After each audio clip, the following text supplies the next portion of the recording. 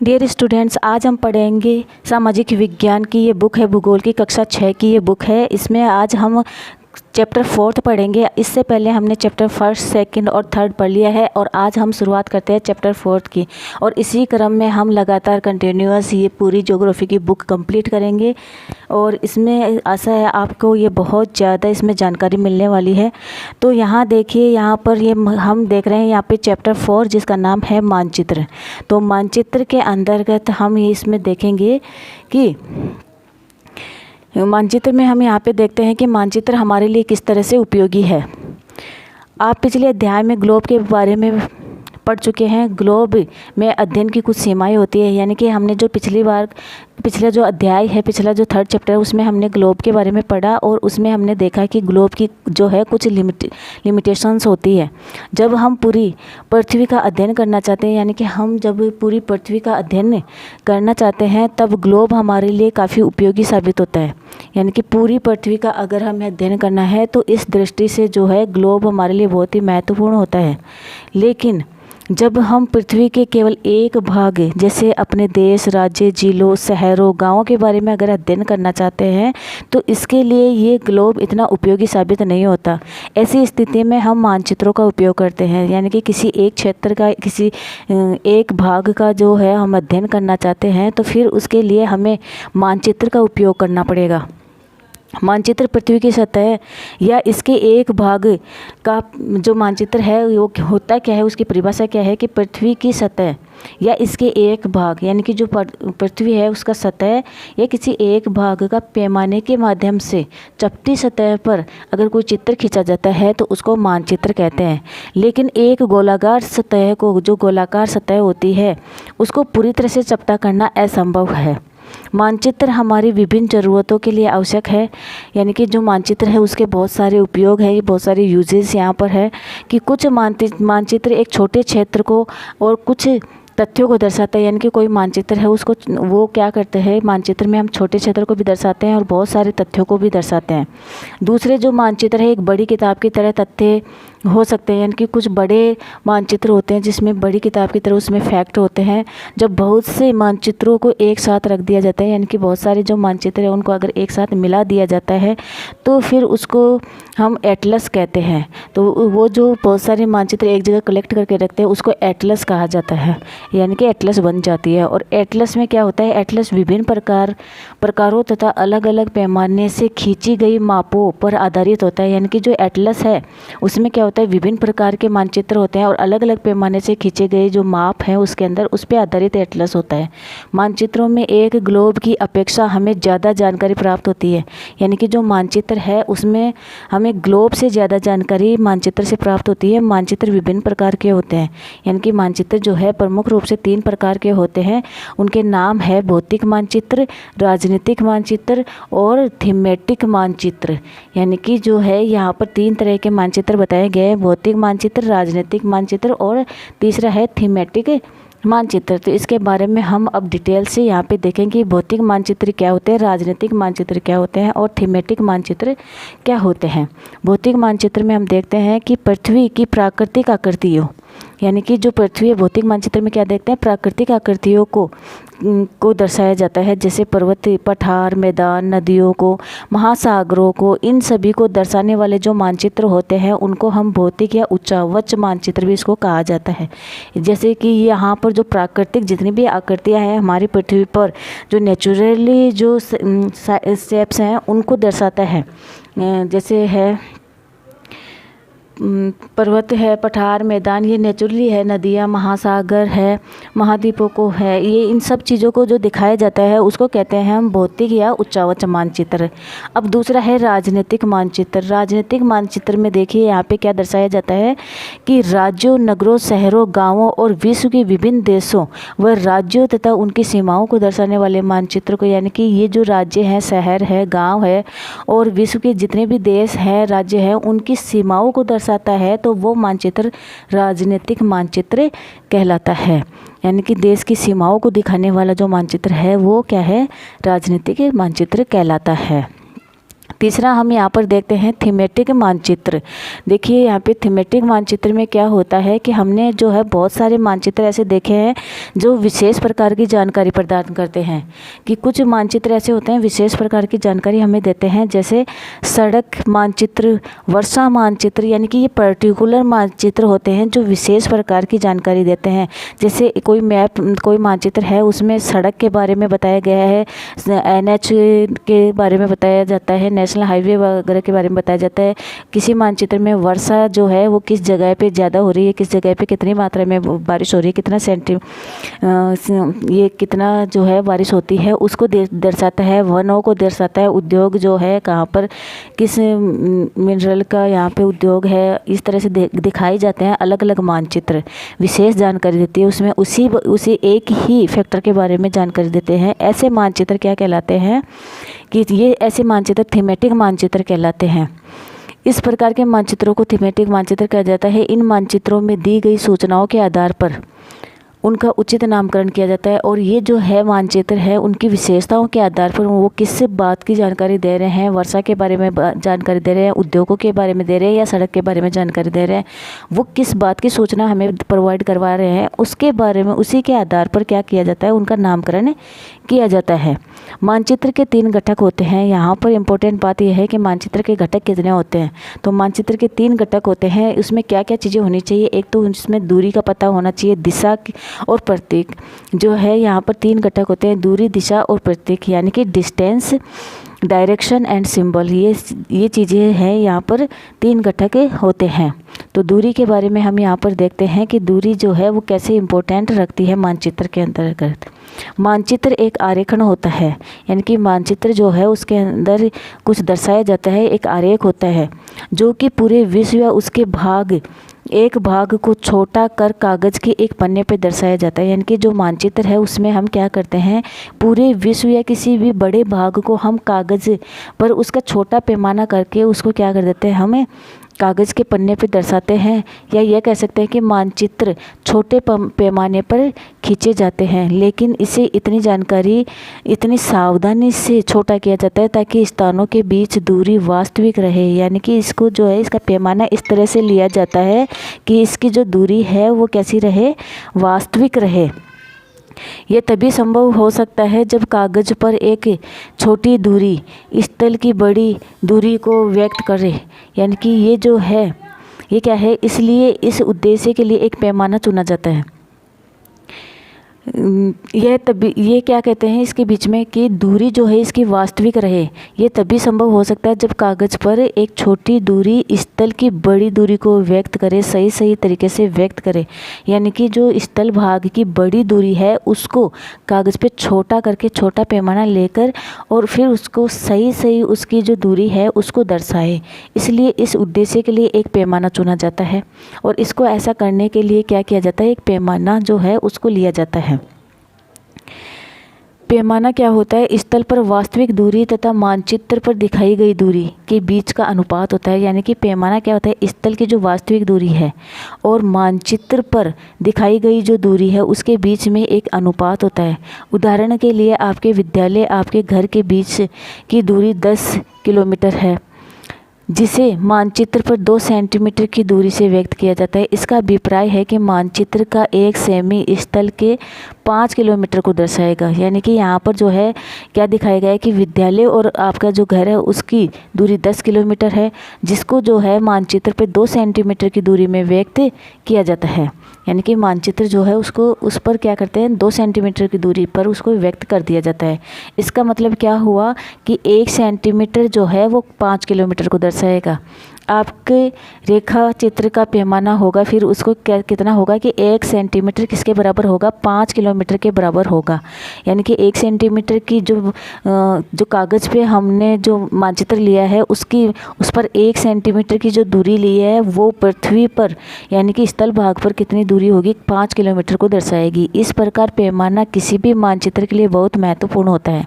इस तरह से जो है पैमाना जो है क्या होता है कि मानचित्र बनाने के लिए बहुत ही ज़रूरी होता है। मानचित्र पर स्थल भाग की वास्तविक दूरी दर्शाने के लिए बहुत ज़रूरी होता है। अगर आपको पैमाने की जानकारी है तो किसी भी स्थान के मानचित्र पर जो दी गई दूरी है या कि जो मानचित्र पर दिए गए किसी भी दो स्थानों के बीच की दूरी को हम आसानी से पता लगा सकते हैं। जब बड़े बड़े क्षेत्र वाले भागों जैसे महाद्वीप देशों को कागज़ पे दिखाना हो तब हम लोग छोटे पैमाने का उपयोग करते हैं। यानी कि जो है बड़ा क्षेत्र, या इम्पोर्टेंट बात यह है ध्यान देने वाली कि बड़े क्षेत्र को अगर हमें मानचित्र पे दिखाना है तो हम छोटे पैमाने का उपयोग करते हैं। जैसे उदाहरण के लिए मानचित्र पर 5 सेंटीमीटर स्थल को 500 किलोमीटर को दर्शाता है। यानी कि 5 सेंटीमीटर हमने लिया कागज़ पर, वो 500 किलोमीटर को दर्शाता है। तो इसमें हमने पैमाना जो है बहुत ही छोटा लिया है। इसकी स्थल की वास्तविक दूरी की तुलना में पैमाना यहाँ पे बहुत छोटा लिया गया है। तो बड़े क्षेत्र को दिखाने के लिए छोटे पैमाने का यूज किया जाता है और इसको छोटे पैमाने वाले मानचित्र कहा जाता है। तो इस तरह से जो है बड़े एरिया को दिखाने के लिए, बड़े क्षेत्र को दिखाने के लिए अगर छोटे पैमाने के मानचित्र का उपयोग किया जाता है तो उसको हम कहते हैं छोटे पैमाने वाला मानचित्र उसको कहते हैं। जब एक छोटे क्षेत्रफल वाले भाग जैसे आपके गांव या शहर को कागज़ पे दर्शाया जाता है, यानी कि जो छोटा क्षेत्र कैसा हो, छोटा क्षेत्र हो, और उस जैसे आपका गांव है, शहर है, या आपके जो आसपास का जो कस्बा है या जगह है, उसको अगर छोटे क्षेत्र को अगर हमें दिखाना होता है तो उसके लिए बड़े पैमाने का उपयोग किया जाता है। ये दो बातें बहुत इंपॉर्टेंट हैं कि बड़े क्षेत्र को दर्शाने के लिए छोटे पैमाने का उपयोग किया जाता है और छोटे क्षेत्रफल को दिखाने के लिए बड़े पैमाने का उपयोग किया जाता है। जैसे मान लिया जाता है यहाँ पर कि 500 मीटर की दूरी जो है उसको 5 सेंटीमीटर में दर्शाया जाता है। इस प्रकार मानचित्र को बड़े पैमाने का, ये जो इस तरह का जो मानचित्र होगा उसको क्या कहेंगे, बड़े पैमाने वाला मानचित्र कहेंगे। कि हाँ, यहाँ पर आप देखिए, तुलना करिए कि 5 सेंटीमीटर यहाँ महाद्वीपों में या बड़े क्षेत्रफल में 5 सेंटीमीटर लिया गया है पैमाना, और छोटे क्षेत्र में भी 5 सेंटीमीटर पैमाना लिया गया है। तो आप ये देखिए कि यहाँ पर जो है बड़े क्षेत्रफल में क्या कर रहा हुआ है कि 500 किलोमीटर की जो दूरी है उसको 5 सेंटीमीटर में दिखा दिया गया, यानी कि पैमाना यहाँ पे छोटा हो गया। और यहाँ पर क्या किया गया है कि 500 मीटर की दूरी है उसको भी 5 सेंटीमीटर में दिखाया गया है, यानी कि यहाँ पर पैमाना बड़ा हो गया है। तो बड़े पैमाने वाले मानचित्र छोटे पैमाने वाले मानचित्र की अपेक्षा अधिक जानकारी देती है। मोस्ट इम्पोर्टेंट ये जो है मोस्ट इम्पोर्टेंट फैक्ट ये क्या है कि जो बड़े पैमाने वाले जो मानचित्र होंगे, बड़े पैमाने के मानचित्र, यानी कि ये जो मानचित्र है छोटे क्षेत्रफल पर दिखाने वाले जो बड़े पैमाने के मानचित्र है वो ज़्यादा जानकारी देते हैं बजाय किसके, छोटे पैमाने वाले मानचित्र की अपेक्षा क्या करते हैं, ये अधिक जानकारी देते हैं क्षेत्रों के बारे में। अब हमने जो है इसके बारे में पढ़ा है, किसके दूरी के बारे में हमने पढ़ा है। अब हम देखते हैं दूसरा, इसका जो दूसरा घटक है दिशा, इस दिशा के बारे में हम यहाँ पर देखते हैं। तो यहाँ देखिए कि अधिकतर मानचित्रों में ऊपर दाहिनी तरफ, याद रखने की बात है कि जो एरो होता है नॉर्थ दिशा का, जो नॉर्थ डायरेक्शन का जो एरो होता है वो किस तरफ होता है मानचित्र में, दाहिनी तरफ होता है और तीर का निशान बना हुआ होता है। तो ये जो है अक्सर है ये जो है एरो किसको दिखाता है, उत्तर दिशा को दिखाता है, यानी कि ऊ यहाँ पर लिखा होता है जिसका मतलब होता है उत्तर। ये तीर जो है निशान है वो क्या दिखाता है, उत्तर दिशा को दर्शाता है। इसे उत्तर रेखा भी कहा जाता है।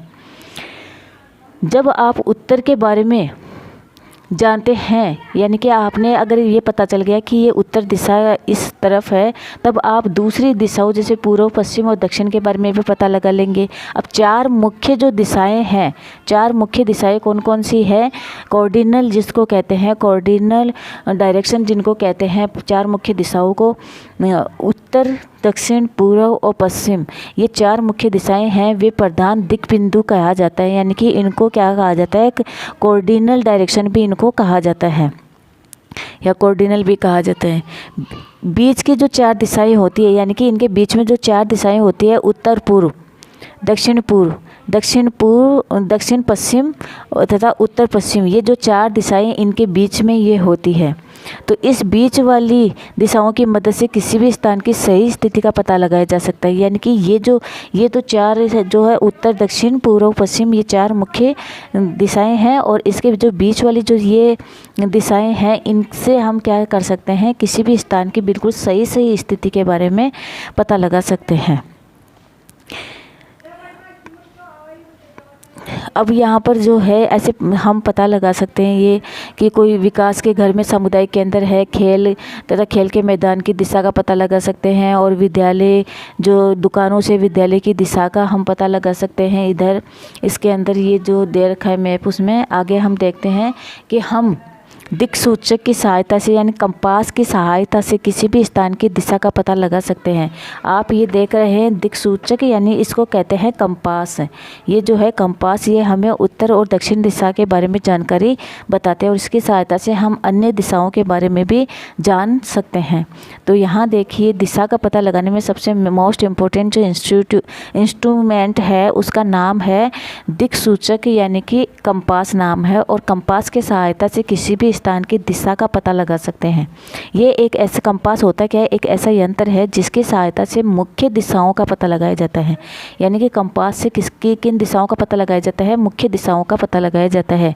इसके अंदर क्या होता है, इसकी चुंबकीय जो सुई है, सुई की दिशा हमेशा उत्तर दक्षिण दिशा में ही होती है। यानी कि जो कंपास होता है उसकी चुंबकीय जो सुई है उसकी जो दिशा होती है हमेशा उत्तर और दक्षिण की तरफ ही होती है। अब जो है हम क्या पढ़ते हैं, मानचित्र, यानी कि जो मानचित्र है उनके 3 घटकों में से हमने दूरी पढ़ ली है, दिशा पढ़ ली है। अब तीसरा जो घटक है उसमें पढ़ेंगे हम प्रतीक। प्रतीक यानी सिंबल के बारे में, यानी कि मानचित्र के अंदर कुछ अलग अलग सिंबल दिए होते हैं जिससे हमें ये पता लग जाता है कि ये यहाँ पास में ही कौन सी जगह है, उसके बारे में हमें पता चल जाता है कि रेलवे लाइन कितनी दूर है, या फिर कोई कुआं, नदी है, मंदिर है, मस्जिद, पोस्ट ऑफिस है। इन सब चीज़ों के बारे में हमें पता चल जाता है कि यहाँ पास में ही नज़दीक में कौन सी जगह है। तो इस प्रतीक का भी जो है मानचित्र में बहुत ही महत्वपूर्ण रोल यहाँ पर है, महत्वपूर्ण भूमिका निभाता है। यानी कि प्रतीक जिस मानचित्र में सटीक दिए होते हैं, हम उन बहुत ही आसानी से उन स्थानों का पता लगा लेते हैं। तो इसमें क्या है कि यह किसी भी मानचित्र का तीसरा प्रमुख घटक है। किसी भी मानचित्र पर वास्तविक आकार एवं प्रकार में विभिन्न आकृतियों जैसे भवनों, सड़कों, पुलों, वृक्षों, रेल की पटरियां, कुओं को दिखाना संभव नहीं होता।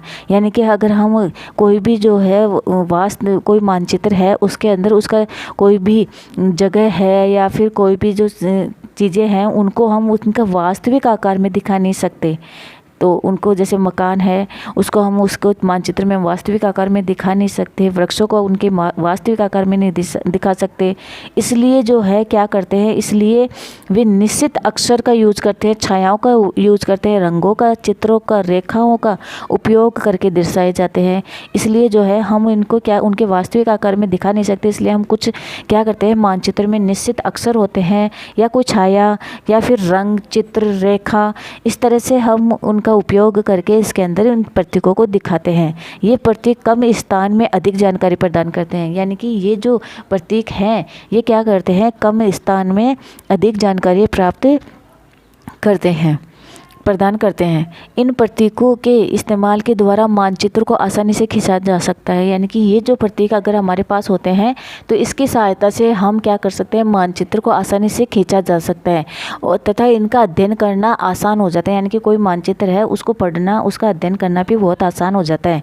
अगर आप एक क्षेत्र की भाषा को, मान लीजिए कि आप किसी क्षेत्र की भाषा को नहीं जानते और आप किसी से दिशा के बारे में भी नहीं पूछ सकते, तब आप इन चिन्हों की सहायता से क्या कर सकते हैं, ये जो चित्र है इसकी सहायता के द्वारा मानचित्र से जानकारी प्राप्त कर सकते हैं। इसके अगर आप किसी अनजान एरिया में जाते हैं, किसी दूसरी कंट्री में जाते हैं और वहाँ उनकी भाषा का आपको ज्ञान नहीं होता है, लेकिन आपके पास मानचित्र है, तो आप मानचित्र की सहायता से उनके अंदर दिए गए जो प्रतीक हैं, जो सिंबल दिए गए हैं और जो डायरेक्शन दिया गया है, एरो, जो नॉर्थ डायरेक्शन का जो एरो दिया जाता है, उसकी सहायता से आप जो है क्या कर सकते हैं, उस मानचित्र की सहायता से उस एरिया की बिल्कुल सटीक और सही जानकारी आप प्राप्त कर सकते हैं। और मानचित्र की एक विश्वव्यापी भाषा होती है। यानी कि जो ये मानचित्र है इसके अंदर जो ये सिंबल जितने भी दिए गए हैं पूरे वर्ल्ड के अंदर जो है इनके मान्यता प्राप्त होती है और ये अलग ही भाषा होती है। पूरे विश्व की अपनी एक अलग भाषा होती है इसके अंदर, और ये सभी विश्व में, पूरे वर्ल्ड में एक ही भाषा है मानचित्र की, जो पूरी विश्वव्यापी भाषा है। यानी कि सभी इसको माना गया है जिसे सभी आसानी से समझ सकते हैं।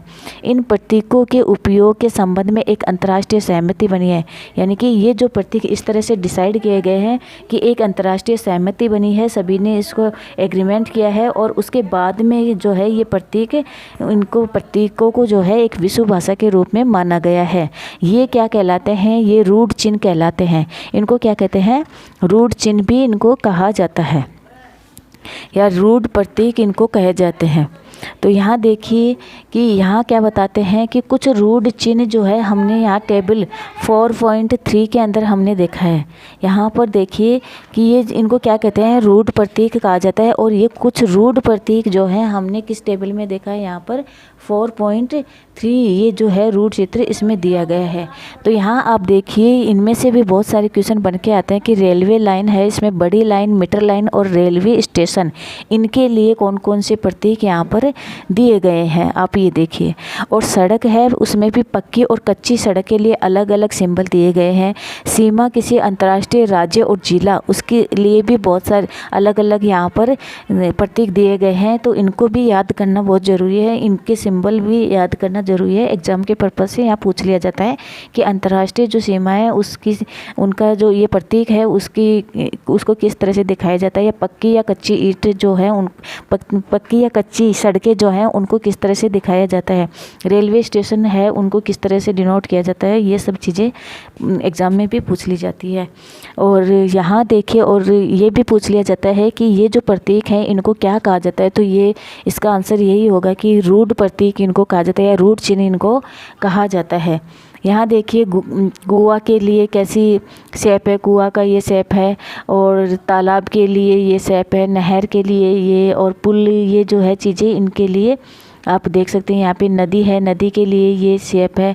इस तरह से आप ये देख सकते हैं कि, और इनके कलर भी जो है इम्पोर्टेंस रखते हैं कि जो नीला कलर है वो वाटर बॉडीज़ के लिए होगा, यानी कि जल के लिए ये जो है नीला सिंबल यूज किया जाएगा, कलर यूज किया जाएगा।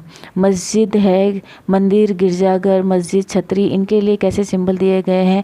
पोस्ट ऑफिस और post and telegraph office, police station, इनके लिए भी यहाँ पे देखिए PO post office, PTO post and telegraph office, PS police station, इस तरह से इनके सिंबल दिए गए हैं। बस्ती कब्रिस्तान के लिए, बस्तियों के लिए इस तरह के सिंबल होंगे, और उसमें कलर जो है ये रेड कलर या brown colour, dark brown colour होगा यहाँ पर। और यहाँ कब्रिस्तान के लिए इस टाइप के सिंबल होंगे।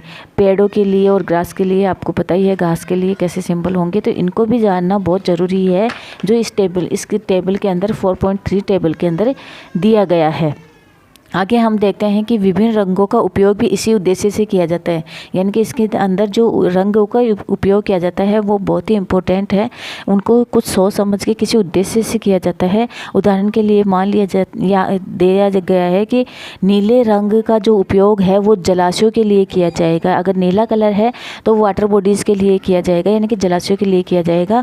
और भूरा रंग जो है वो किसके लिए करा जाता है? पर्वतों के लिए यूज किया जाता है। पीला रंग पठारों के लिए, हरा रंग मैदानों को दर्शाने के लिए यूज में लिया जाता है। तो आपको याद रखने वाली ये बातें हैं कि नीला जो रंग आएगा हमेशा जलाशयों के लिए, भूरा रंग होगा पर्वतों के लिए, पीला रंग पठारों को दिखाया जाएगा, और हरे रंग से मैदानों को दर्शाया जाएगा।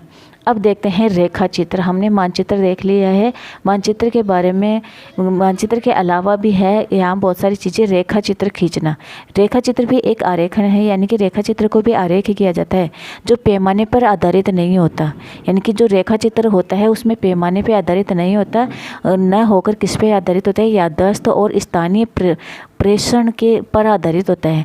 यानी कि जो रेखा चित्र होता है उसको हमें जैसे रास्ता किसी जगह का या किसी जगह के बारे में जानकारी होती है और किस तरफ से हम गए हैं, उस तरह से हम उसको याददाश्त करके या स्थानीय प्रेषण के आधार पर हम बता सकते हैं कि वो जगह कैसे है। क्योंकि कभी कभी किसी क्षेत्र के एक कच्चे आरेखन की आवश्यकता वहाँ के एक स्थान को दूसरे स्थान के सापेक्ष दिखाने के लिए होती है। कई बार हम क्या करते हैं कि कच्चे आरेखन की आवश्यकता होती है किसी स्थान के बारे में बताने के लिए, कि एक स्थान से दूसरे स्थान के सापेक्ष दिखाने के लिए अगर कच्चे आरक्षण की ज़रूरत होती है। मान लीजिए आप अपने मित्र के घर जाना चाहते हैं लेकिन आपको रास्ते की जानकारी नहीं है, तो आपका मित्र अपने घर के रास्ते में बताने के लिए एक कच्चा आरक्षण बना सकता है। यानी कि अगर रफली जो है आपको अपना एड्रेस बताना हो तो वो कच्चा जो है रेखा चित्र खींच के आपको बता देगा। और इस प्रकार कच्चे आरेखण को बिना पैमाने की सहायता से खींचा जाता है। याद रखने वाली बात यह है कि जो रेखा चित्र है या कच्चा जो आरेख है उसको बिना पैमाने की सहायता से बनाया जाता है, जबकि मानचित्र में जो है पैमाने का यूज़ किया जाता है। उसको पैमाने की सहायता से बनाया जाता है मानचित्र को, और रेखा चित्र को जो है बिना पैमाने की सहायता से बनाया जाता है। इसे रेखा चित्र मानचित्र कहते हैं। यानी कि बिना पैमाने से बना हुआ जो ये रेखा चित्र है, लेकिन ये मानचित्र का काम करता है, तो इसको रेखा चित्र मानचित्र कहते हैं। आगे नेक्स्ट हम यहाँ पर देखते हैं खाका। यानी कि खाका होता क्या है, इसके बारे में भी हम यहाँ पर थोड़ी बहुत ये देख लेते हैं कि एक छोटे क्षेत्र का बड़े पैमाने पर खींचा गया रेखा चित्र क्या कहलाता है, खाका कहा जाता है। यानी कि छोटे क्षेत्र, कोई छोटा क्षेत्र है, गांव है, बस्ती है, स्कूल है या फिर कोई मकान है, कैसा भी कोई भी छोटा क्षेत्र है और उसको बड़े पैमाने पर खींच दिया जाए, उसको बड़ा पैमाना करके खींच दिया जाए, तो वो जो रेखा चित्र बनेगा वो क्या कहलाएगा, खाका कहलाएगा। एक बड़े पैमाने वाले मानचित्र से हमें बहुत सी जानकारियाँ मिलती है। जैसे सपोज दैट आप मानते हैं कि जैसे कोई मकान है, उसका नक्शा बनाया जाता है और उसका जो है वो क्षेत्र तो वहाँ पे ये छोटा है पृथ्वी की तुलना में, यानी कि जो ग्लोब है उसकी तुलना में, जो पृथ्वी की सतह है उसकी तुलना में जो है वो छोटा एरिया है। और वो छोटा जो क्षेत्र है उसको बड़े पैमाने, यानी कि उसमें बड़े बड़े पैमाना लेना पड़ेगा, बड़ा सेंटीमीटर, ये जो पैमाने रखे गए हैं वो लेना पड़ेगा, सेंटीमीटर या मीटर में इस तरह से पैमाना लेना पड़ेगा, जिसकी वजह से हमें छोटी छोटी चीज़ों की भी उसके अंदर दर्शाया जाता है। और छोटी छोटी चीज़ें भी उस पैमाने में दर्शाने की वजह से ये हमें क्या करता है, बहुत सारी जानकारी देता है। लेकिन कुछ ऐसी चीज़ें होती हैं जिन्हें हम कभी कभी जानना चाहते हैं, जैसे किसी कमरे की लंबाई है, चौड़ाई है, जिसे मानचित्र से नहीं दिखाया जा सकता। यानी कि जैसे कोई कमरा है, उसकी जो लंबाई चौड़ाई देखनी हो, कमरे के अंदर कौन सी जगह कहाँ पर है, रसोई कहाँ पर है, उसमें बेडरूम कहाँ पर है, इस तरह से मकान के अंदर जो छोटी छोटी चीज़ें दिखाने के लिए यूज में लिया जाता है उसको मानचित्र की सहायता से दिखाया नहीं जाता। तो उसके लिए जो है खाके का यूज किया जाता है, ये जो खाका होता है उसका यूज किया जाता है। उस समय हम लोग बड़े पैमाने वाले एक रेखा चित्र खींच सकते हैं जिसे हम खाका कहते हैं। यानी कि तो हम क्या करते हैं, उस वक्त पैमाना बड़ा लेते हैं और एक रेखा चित्र खींच लेते हैं उस पैमाने की सहायता से, बड़े पैमाने की सहायता से छोटे क्षेत्र के लिए, जो मानचित्र में नहीं आता है, यानी कि वो मानचित्र नहीं कहलाता है, उसको क्या कहते हैं, खाका कहा जाता है। तो डियर स्टूडेंट्स, आज इतना ही। ये आपका 4th चैप्टर जो है ये कंप्लीट होता है, पूरा हो गया है, और आशा है कि आपको ये चैप्टर भी आपको बहुत अच्छे से समझ में आया होगा। और इसी तरह से हम कंटिन्यू लगातार एक एक चैप्टर यहाँ पे कंप्लीट करते जाएंगे। और जो ये कक्षा 6 की बुक है इसको हम पूरी बुक को समझने की कोशिश करेंगे। जो एग्ज़ाम पर्पस से जितने भी कॉम्पिटिटिव एग्ज़ाम्स हैं या फिर आपकी जो क्लास 6 का जो एग्ज़ाम है उसमें आपको जो है याद कराने में, ये बहुत समझाने में और याद कराने में बहुत मदद करेगा। धन्यवाद।